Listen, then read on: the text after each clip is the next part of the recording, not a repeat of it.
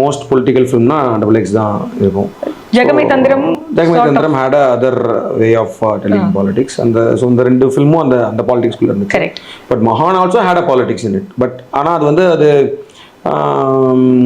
அது ஒரு லேயரில் இருக்கும். அந்த ஒரு லேயரில் வந்து இட் இஸ் தேர். அண்ட் அது சில பேருக்கு புரிஞ்சு அதை பற்றி பேசியிருக்காங்க. சில பேர் வந்து இட் இஸ் ஓகே, இது வந்து விக்ரம் சார் படம் துருவ நடிச்சிருக்காரு, it's okay, I'm okay for both அந்த விஷயம். ஸோ அந்த லெவலில் தான் நான் இருக்கணும்னு பார்க்குறேன். அது வந்து இட் இஸ் நாட் லைக் ஒரு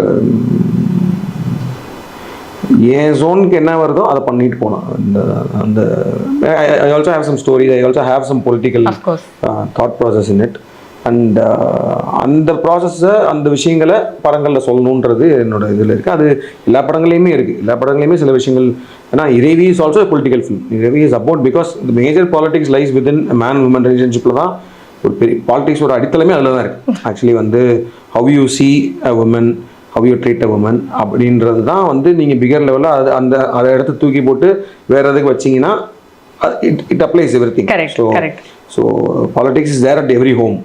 So எந்த வகையில் வேணால் அதை நம்ம படத்தில் this is your way of approaching.